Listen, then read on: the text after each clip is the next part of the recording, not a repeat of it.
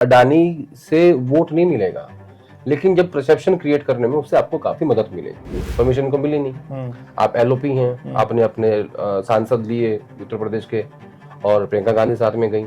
इनको अच्छे से पता था कि इनको गाजीपुर बॉर्डर पे रोका जाएगा। अच्छा, विपक्ष की राजनीति भूल गई है पार्टी। नहीं, इनको आता ही नहीं।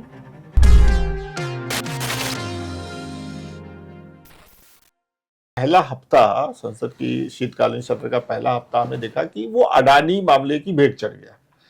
विपक्ष उस पर चर्चा की मांग करता रहा और सरकार की तरफ से उस पर बिल्कुल कोई मांग मानी नहीं गई और पूरा हफ्ता बर्बाद हो गया। दूसरे हफ्ते में ऐसा लगा कि मुलाकातों का दौर चला जैसा आपने कहा था और एक सहमति बनी, अंदर संसद की कार्यवाही भी चल रही है, बाहर विपक्ष के लोग प्रदर्शन भी कर रहे हैं। मैं आपसे ये पूछना चाह रहा हूं कि अडानी और संबल के मुद्दे, दो बड़े मुद्दे, कांग्रेस पार्टी बीच में फंसी हुई लग रही है। कभी वो संबल मुद्दा टैकल करना चाहती है, कभी वो अडानी पे रार करना चाहती है। मामला क्या? नहीं, बीच में नहीं। देखिए, दो अलग अलग चीजें हैं। ये अडानी का मुद्दा हमेशा से कांग्रेस पार्टी और राहुल गांधी के लिए नैरेटिव का मुद्दा रहा है। नैरेटिव किस बात का? कि अडानी और प्रधानमंत्री मोदी की घनिष्ठ मित्रता है और उनको जितने भी फायदे मिलते हैं वो इसी कारण से मिलते हैं। तो राहुल गांधी इस नैरेटिव को सेट करना चाहते हैं कि देखिए, भले ही प्रधानमंत्री के नाम पे कुछ ना हो, लेकिन जो भी प्रोजेक्ट्स मिलते हैं अडानी को वो सब इन्हीं के लिए मिलते हैं और इन दोनों की आपस में साठगांठ है। ये वो परसेप्शन क्रिएट करना चाहते हैं देश की जनता के बीच में, क्योंकि उनका ये मानना है कि अडानी से वोट नहीं मिलेगा, लेकिन जब परसेप्शन क्रिएट करने में उससे आपको काफी मदद मिलेगी। अब आया संभल का मुद्दा। संभल में जो भी घटना घटी, सांप्रदायिक घटना हुई है, उसमें समाजवादी पार्टी डिस्कस कर रही है संसद के अंदर। अखिलेश ने खड़े होकर बयान दिया, रामगोपाल यादव का स्टेटमेंट है कि पार्लियामेंट में तो स्टेटमेंट नहीं देते कांग्रेस पार्टी और राहुल गांधी संभल जा रहे हैं।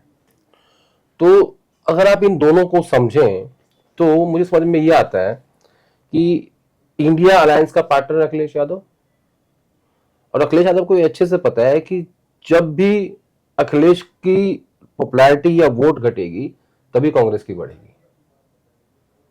ठीक है, सही बात, ये बात दोनों को पता है, लेकिन फिर भी साथ है क्योंकि मजबूरी है। साथ है कि नहीं वो आगे सवाल आएगा, लेकिन मैं अभी एक चीज बस करेक्ट कर दूं बोलते हुए, फ्लो साथ है का इसलिए कह रहा हूं कि इकट्ठे चुनाव लड़े लोकसभा का और कम से कम उत्तर प्रदेश में सबसे बड़ी सफलता मिली। ये मेरा मतलब साथ है। अब आप अपनी बात कीजिए। हाँ, नहीं, बोलते हुए फ्लो में आप बोल गए कि संभल में सांप्रदायिक घटना हुई है। सांप्रदायिक नहीं है, वहां मस्जिद को लेकर के विवाद हुआ, भीड़ जुटी, भीड़ ने पुलिस पे पथराव किया और पुलिस की फायरिंग में 5 लोगों की मौत हुई है। तो ये घटना हुई है, बस इसको एक तो मुझे ऐसा लगा कि इसमें, क्योंकि मैंने इसलिए सबका इस्तेमाल किया कि एक बार फिर से वही तनाव पैदा हुआ। हाँ, मतलब इस बार प्रशासन और वर्सेस पक्ष के बीच में, लेकिन वो समुदाय आमने सामने लेकिन नहीं है। उसको देखा वैसे ही जा रहा है।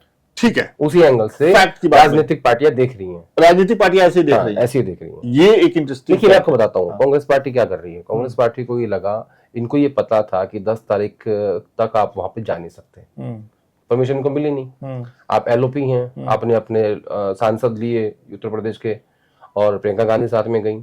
इनको अच्छे से पता था कि इनको गाजीपुर बॉर्डर पे रोका जाएगा। अच्छा, बेसिकली क्या है ये पॉलिटिक्स कौन सी है? ये पॉलिटिक्स है एक मैसेज की पॉलिटिक्स जो राहुल गांधी करते आ रहे हैं। दरअसल हुआ क्या, राहुल गांधी के ऊपर ना काफी दबाव था उनकी वर्किंग कमेटी का और बाकी लोगों का कि आप सिर्फ माइनॉरिटीज की बात मत करिए, आप सिर्फ मुसलमानों की बात मत करिए, आपको सबकी बात करनी चाहिए। और अब ये देश जो है ना, ये देश बदल चुका है।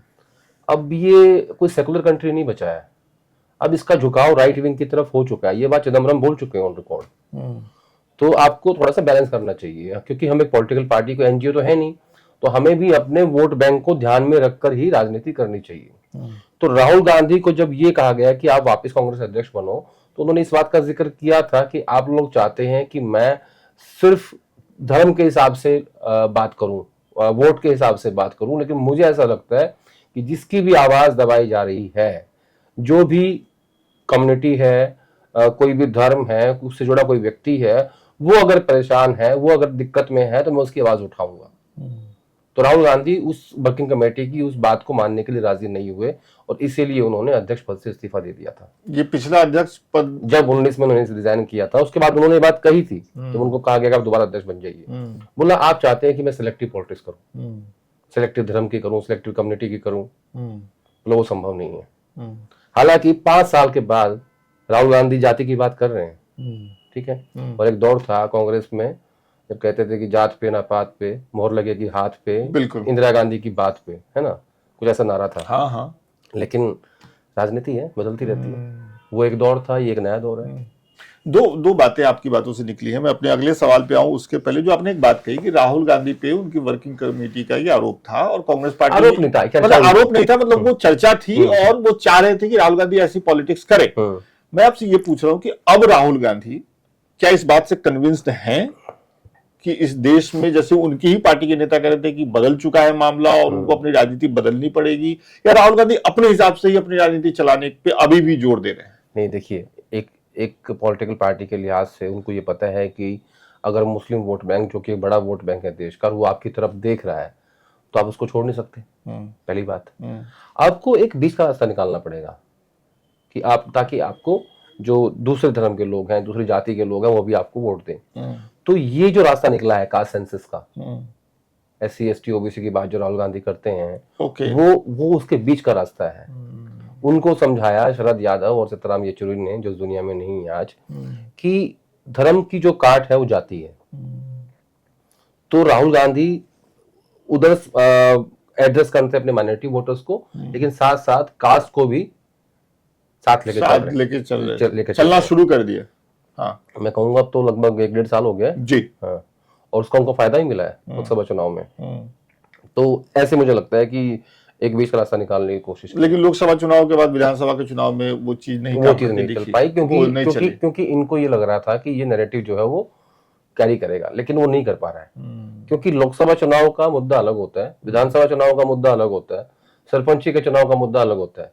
हर चुनाव डिफरेंट होता है। जितना छोटा चुनाव होता है उतना डिफिकल्ट होता है, क्योंकि आपको मैन टू मैन मार्किंग करनी पड़ती है। तो अब क्योंकि ये लोग समझ नहीं पाए कि हमें लोकल इश्यूज पे चुनाव लड़ने चाहिए थे, महाराष्ट्र के क्या इशू थे, हरियाणा के क्या इशू थे। जैसा चुनाव कांग्रेस पार्टी ने लड़ा था कर्नाटका में इन्होंने बिल्कुल कर्नाटका के अंदर जो रीजन थे ना, उनके हिसाब से चुनाव लड़ा था, वहां सफल हुए। लेकिन अब ये इन्होंने क्या किया कि पार्लियामेंट को नजर में रखते हुए कि हमने हमारे क्या इश्यूज वहां पे थे, संविधान का मुद्दा था, का सेंसस था, उसी को कैरी किया हरियाणा महाराष्ट्र में, तो हार गए। अच्छा, एक बात बताइए, अभी मौजूदा समय में मुख्य विपक्षी पार्टी कांग्रेस पार्टी है।